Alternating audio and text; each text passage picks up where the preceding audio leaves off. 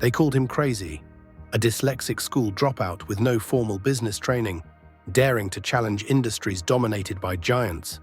From selling records out of a basement to taking on British Airways, from breaking world records in hot air balloons to pioneering commercial space travel, Richard Branson's life is anything but ordinary. He built an empire, not with a silver spoon, but with sheer audacity. He redefined industries, shattered conventions, and turned every setback into a stepping stone. Whether it's airlines, music, telecom, or space tourism, if it had rules, Branson broke them. But his journey wasn't just about business. He fought against corporate sabotage, risked his life in record-breaking adventures, and even pledged billions to fight climate change. His brand, Virgin, isn't just a company, it's a philosophy, a testament to fearless ambition and boundless innovation. So how did a rebellious teenager with no degree create a global empire and redefine entrepreneurship forever? This is the extraordinary story of Richard Branson.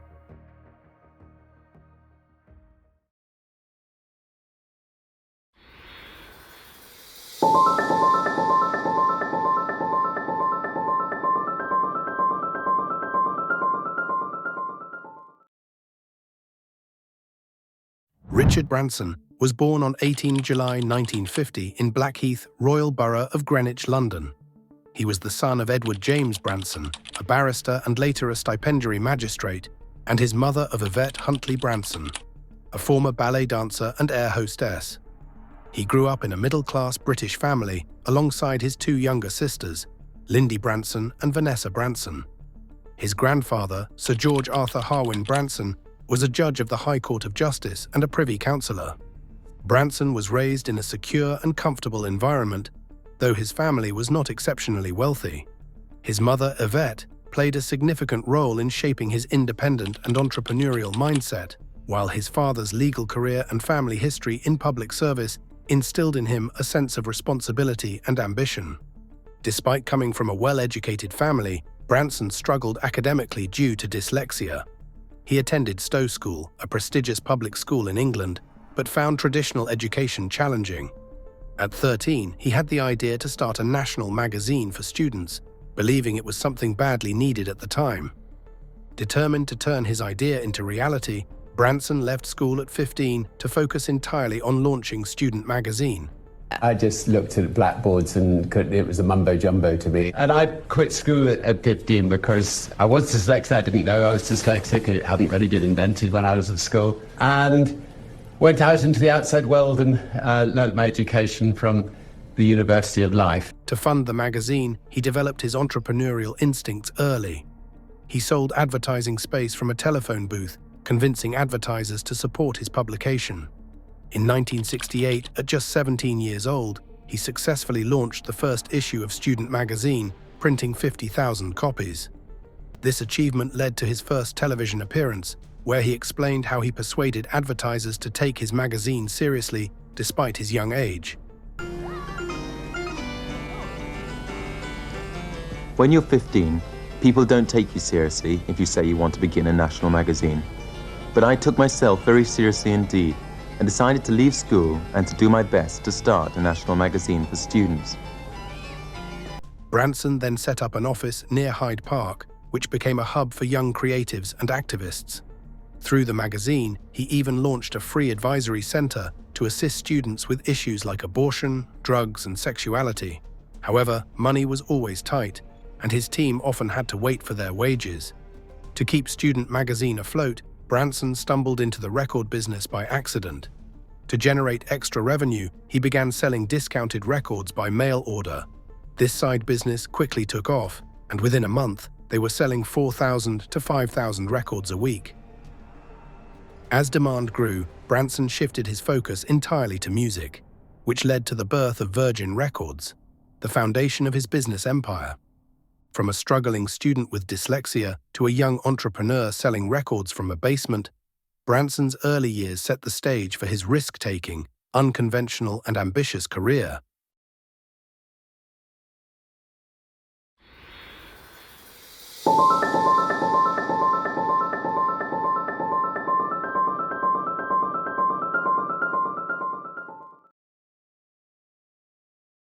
Branson's ambitious career truly took shape in the early 1970s when he transitioned from running Student magazine to creating Virgin Records. The shift was not a planned business move, but rather a necessity. His mail-order record business was flourishing, while the magazine was struggling financially.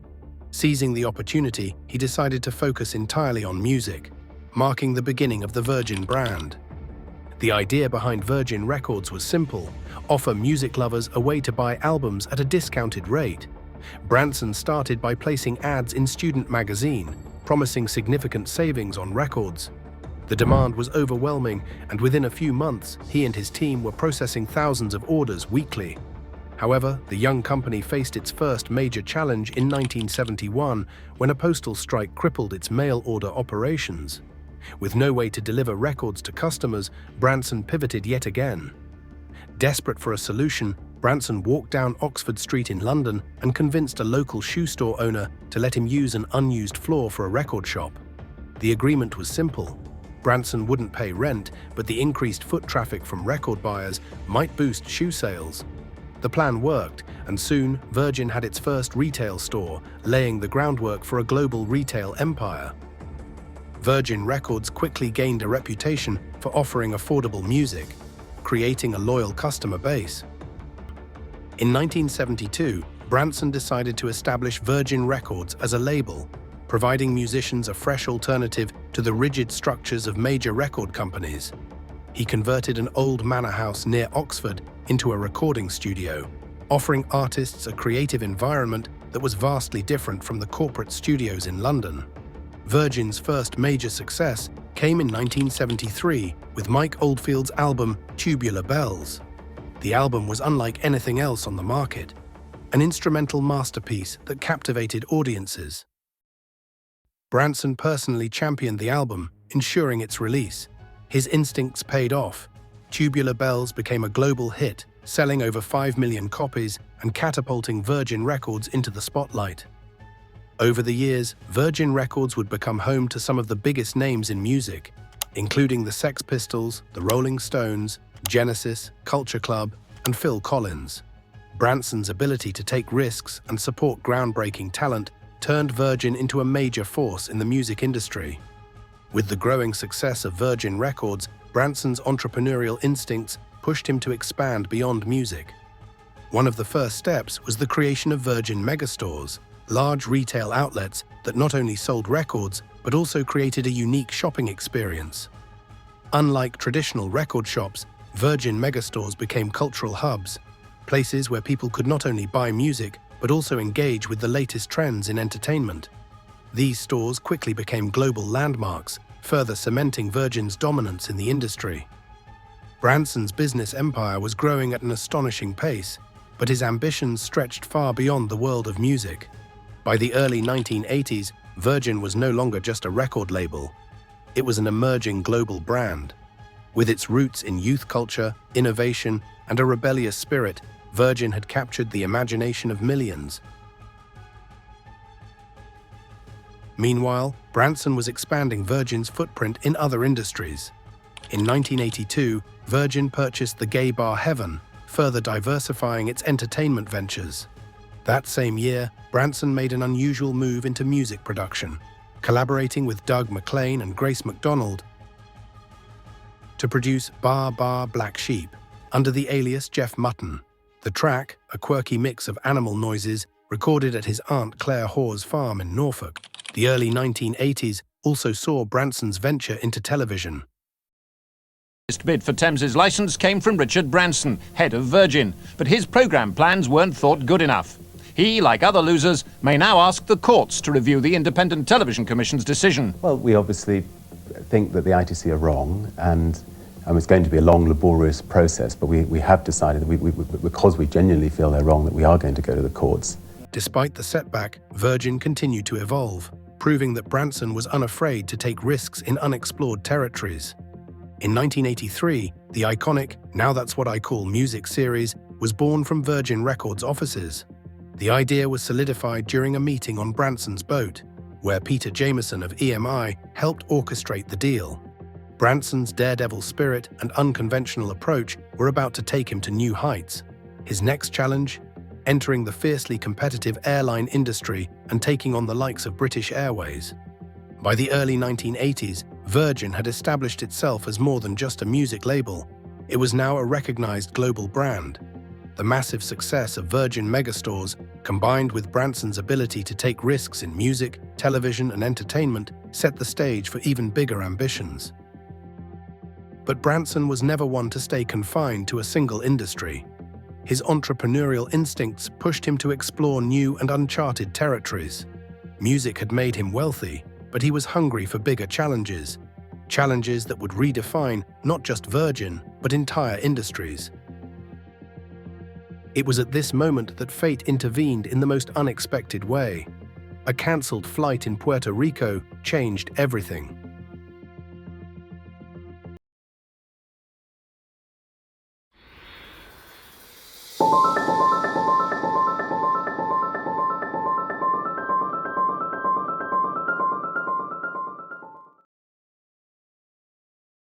But Branson wasn't one to sit still. His next venture would push him into a whole new arena, the airline industry.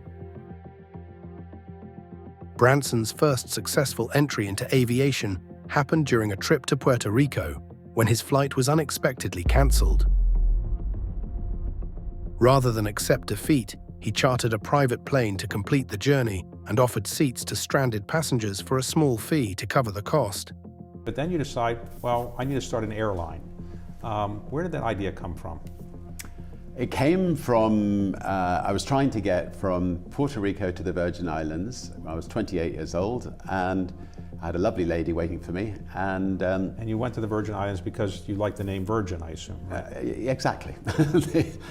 By 1984, Branson officially entered the airline business, founding Virgin Atlantic and Virgin Cargo, followed by the launch of Virgin Holidays in 1985. What started as a mail-order record business had now evolved into a multinational empire, and Branson's ability to embrace risks and defy conventional business norms was proving to be his greatest strength. The next chapter of Branson's journey would involve facing off against corporate giants, battling financial crises, and risking it all on high-stakes business ventures. The idea of launching an airline seemed impossible to many. The aviation industry was dominated by well-established giants, and competition was fierce. But for Branson, obstacles were just challenges waiting to be overcome. He founded Virgin Atlantic Airways with a single leased Boeing 747, determined to revolutionize air travel. Unlike conventional airlines, Virgin Atlantic focused on customer experience, offering top-tier service, entertainment, and luxury at competitive prices. Branson's hands-on branding and marketing made it stand out, creating an exclusive club-like atmosphere for passengers. However, his first flight nearly ended in disaster. A flock of birds struck the engine, causing severe damage and a major financial setback. Despite this crisis, Branson secured the necessary funds and kept Virgin Atlantic afloat. With this bold move, Branson had transformed a mail-order record business into a global empire. But greater challenges lay ahead: high-stakes battles, fierce corporate rivalries, and financial risks that would test his resilience like never before. Branson's fearless nature wasn't confined to the boardroom. He gained international fame for his record-breaking adventures, often using them to promote his brand.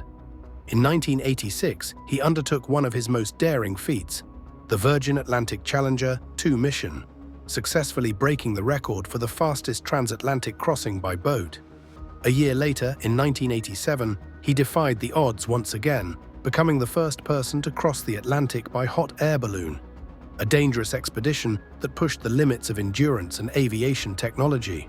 Not stopping there, in 1991, Branson achieved yet another milestone by crossing the Pacific in the world's largest hot air balloon. Despite its growing success, Virgin Atlantic faced fierce resistance from British Airways, the dominant player in the UK airline industry. Branson's rapid rise threatened BA's monopoly, setting the stage for one of the most infamous corporate battles in aviation history. In a desperate attempt to sabotage Virgin Atlantic, British Airways launched a covert dirty tricks campaign. Employing unethical tactics such as poaching Virgin's customers, hacking into Virgin's reservation system and spreading false rumors about Virgin's financial struggles. So we had about 3 or 4 planes after 2 or 3 years, and British Airways launched what became famously known as the British Airways Dirty Tricks campaign. And it was a kneecapping job to try to put Virgin Atlantic out of business completely. And we learned about what they were up to from people who actually worked for British Airways, who were really embarrassed to be working for a company that behaved in this way. So, for instance, they would have a team of people behind locked doors at British Airways who would be ringing up our passengers, pretending to be from Virgin Atlantic, telling our passengers that the Virgin flight was delayed, and then switching them on to British Airways. BA's goal was to cripple Virgin's reputation and force it out of the market. However, Branson refused to back down. He took BA to court, exposed their unethical behavior, and fought to defend his airline's integrity. In 1993, British Airways was forced to publicly apologize and pay damages of £500,000 to Branson personally and £110,000 to Virgin Atlantic.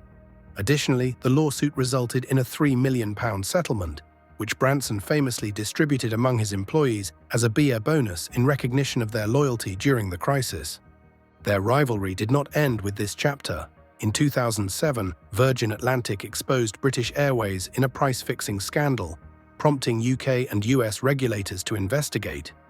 British Airways was fined £271 million, while Virgin Atlantic was granted immunity for whistleblowing. Branson's battle with British Airways in the early 1990s was a major victory for Virgin Atlantic, but success in the fight did not mean financial security. The airline industry is highly capital-intensive, requiring constant cash flow to maintain operations, purchase aircraft, and expand routes. Despite winning the legal battle against British Airways and securing compensation, Virgin Atlantic was still financially vulnerable in the face of increasing competition and rising costs. By 1992, Virgin Atlantic was growing, but needed significant capital to sustain its operations and future expansion.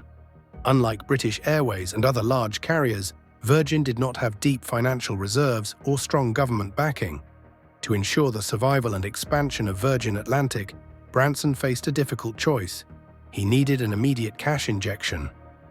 Selling Virgin Records to EMI for £500 million provided the necessary funds to stabilize the airline and keep Virgin Atlantic competitive. Branson described the sale as one of the toughest decisions of his life, as Virgin Records was the foundation of his business empire and personal passion. He reportedly wept after signing the deal, knowing he was parting ways with the company that had helped build his reputation. However, Branson's love for the music industry never faded. In 1996, just 4 years after the sale, he launched V2 Records, re-entering the music business, though on a smaller scale than Virgin Records. Thus, selling Virgin Records was not about losing the fight against British Airways. It was a strategic sacrifice to keep Virgin Atlantic alive and growing in a highly competitive industry. Branson's willingness to enter challenging industries reflected his talent for disrupting traditional markets. Unlike other airline CEOs, he focused heavily on customer satisfaction and innovation, setting Virgin Atlantic apart from its competitors. The airline was among the first to introduce seatback entertainment screens. Branson also ensured that Virgin's cabins were stylish and comfortable, catering to both economy and first-class passengers, with a strong emphasis on quality service. His philosophy was simple: create an airline where passengers actually enjoyed flying. However, Virgin Atlantic's early success was just the beginning. Branson had ambitious plans to expand globally, and by the mid-1990s, Virgin Atlantic was operating flights to major international destinations. Despite challenges like fluctuating fuel prices and economic downturns, Branson remained relentless in his pursuit of growth, ensuring that Virgin Atlantic continued to thrive in the highly competitive airline industry. In 1999, Branson made a strategic and timely move by selling 49% of Virgin Atlantic to Singapore Airlines for £600 million. This infusion of capital allowed Virgin Atlantic to expand its fleet, introduce premium services, and enter new markets such as Mumbai, Lagos, and Shanghai. The airline also pioneered innovations like fully flat beds in business class and advanced in-flight entertainment, reinforcing its position as a premium carrier. However, growing competition from low-cost carriers and Middle Eastern airlines, coupled with the 2008 financial crisis, made profitability increasingly challenging. Recognizing shifting market dynamics, Singapore Airlines sold its stake to Delta Airlines in 2013 for £224 million, leading to a transatlantic joint venture that strengthened Virgin Atlantic's competitiveness. Despite this partnership, the COVID-19 pandemic in 2020 pushed the airline industry into crisis, forcing Virgin Atlantic to secure a £1.2 billion rescue deal, including £200 million from Branson's Virgin Group. As Virgin's empire expanded, Branson continued to venture into new industries, further solidifying his reputation as a bold entrepreneur willing to take risks. However, not all of his ventures met with success. Virgin Cola, launched in 1994 to challenge Coca-Cola, struggled to secure market share and was ultimately pulled from shelves. Virgin Cars, an online car sales platform launched in 2000, never gained momentum. Even in the health and wellness sector, Virgin Pulse was unable to establish itself as a competitive player. Despite these setbacks, Branson remained undeterred and continued expanding his business empire. In 1996, Virgin acquired Euro-Belgian Airlines and rebranded it as Virgin Express, aiming to compete with the rising trend of budget airlines and establish a stronger foothold in European air travel. A year later, in 1997, Branson took one of his biggest risks, entering the railway industry during the privatization of British Rail. All aboard your non-stop Virgin train from 1997 to 2019. This will be our final journey. What did he say? I said, thank you for using Virgin Trains. Through Virgin Rail Group, he successfully secured the Intercity Cross Country and Intercity West Coast franchises. Sir Richard Branson has threatened to walk away from the rail industry after Virgin Rail today lost its West Coast mainline franchise. First Group will take charge of the service from early December after winning a government bidding process dubbed insane by the Virgin boss. Officially beginning operations in January and March 1997, respectively. Branson also expanded into the Australian market, launching Virgin Australia as Virgin Blue, a low-cost airline, in August 2000. The airline started with just 2 Boeing aircraft, one of which was leased from then-sister airline Virgin Express. The timing of Virgin Blue's entry into Australia's aviation market proved to be incredibly fortunate. In September 2001, Ansett Australia collapsed, leaving a major gap in the industry. Evolving from a budget airline into Australia's second-largest domestic carrier, over time, Virgin Group's stake in Virgin Australia was gradually reduced. The first major shift occurred when half of the airline was sold to the Australian logistics conglomerate Patrick Corporation. Later, the company underwent a public float, further reducing Virgin Group's ownership in the airline.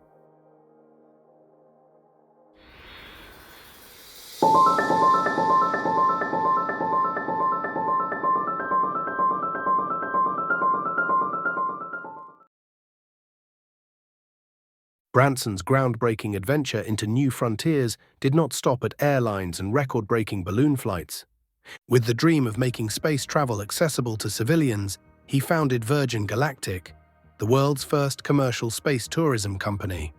Inspired by the Apollo moon landings and driven by his adventurous spirit, he collaborated with aerospace engineer Burt Rutan to develop Spaceship One.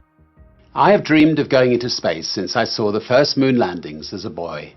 And now here we are, about to launch the world's first commercial space line. And I can't think of a better partner to help in making this a reality. On 21st June 2004, Spaceship One completed a historic suborbital flight, proving the feasibility of commercial space travel. This success paved the way for Spaceship Two, a more advanced spacecraft designed to carry passengers beyond Earth's atmosphere. The spacecraft was manufactured by the Spaceship Company, co-founded by Branson and Rutan, and later fully acquired by Virgin Galactic. Following this milestone, On September 25, 2004, Branson officially announced that Virgin Galactic would license Spaceship One's technology, a project initially funded by Microsoft co-founder Paul Allen, to offer commercial space travel. Tickets were priced at $200,000 per passenger, with the scaled composites White Knight 2 serving as the launch platform. Virgin Galactic then began developing Spaceship Two, a more advanced spacecraft designed to carry 6 passengers beyond Earth's atmosphere. The first Spaceship Two vehicle, VSS Enterprise, was unveiled in 2009 and test flights soon followed. By 2010, Virgin Galactic had completed Spaceport America, the world's first commercial spaceport in New Mexico. However, in 2014, the company suffered a major setback when VSS Enterprise crashed during a test flight over California's Mojave Desert, killing co-pilot Michael Olsbury and seriously injuring the pilot. The accident forced a redesign of the spacecraft and a renewed focus on safety improvements. In California, investigators are finding they may have a wealth of data and clues to help them solve that deadly crash of a commercial space plane. Tonight, the NTSB has new details about what may have gone wrong as we learn more about the pilots of the flight. Scattered across the Mojave Desert tonight, there are thousands of pieces of composite materials that once embodied the space tourism dream. After 2 days on site, NTSB investigators can say with certainty that the spaceplane did break apart during flight. In 2016, Virgin Galactic unveiled VSS Unity, the second Spaceship Two, and resumed flight testing. After years of development and delays, a major breakthrough came in 2018 when VSS Unity successfully reached the edge of space, 51.4 miles above Earth, marking Virgin Galactic's first human spaceflight and proving the feasibility of commercial space tourism. In 2019, Virgin Galactic became the first publicly traded space tourism company, listing on the New York Stock Exchange NYSE under the ticker symbol SPCE. The company raised $450 million through a SPAC merger. Virgin Galactic achieved a major milestone in 2021, with the first fully crewed spaceflight of VSS Unity on July 11th, carrying Richard Branson and 5 others. This event marked the official beginning of commercial space tourism. To all you kids down there, I was once a child with a dream. To the next generation of dreamers, if we can do this, just imagine what you can do. By 2023, Virgin Galactic successfully transitioned from test flights to fully operational space tourism. Richard Branson's journey is marked by groundbreaking ventures that earned him the title Sir Richard Branson. From music and aviation to technology and hospitality, his passion for speed and competition was evident in Formula One, where he attempted to acquire Honda's F1 team. Beyond racing, Branson made a significant impact on hospitality with the launch of Virgin Hotels, redefining luxury travel experiences. His adventurous spirit was further highlighted in a high-profile bet with AirAsia's Tony Fernandez, where, after losing, he humorously fulfilled his promise by working as a flight attendant on an AirAsia flight, fully dressed in costume. Passengers aboard an AirAsia flight from Perth to Kuala Lumpur were given a real surprise when founder and chairman of the Virgin Group, Richard Branson, formed part of the cabin crew dressed in high heels and makeup. Branson was honouring a bet he made with fellow airline owner and motor racing rival Tony Fernandez. They'd wagered on which one of their Formula One racing teams would cross the line first in their debut season in Formula One. By 2017, Branson expanded into high-speed transportation, joining Hyperloop One's board of directors and later rebranding it as Virgin Hyperloop One. Unlike Elon Musk's tunnel-based, cost-efficient approach, Branson envisioned large-scale public adoption. As a result, Virgin Hyperloop shifted focus to cargo transport, abandoning its passenger ambitions. Richard Branson's journey is more than just a business success story. From a dyslexic school dropout to a billionaire mogul, his life has been about challenging the impossible and rewriting industry rules.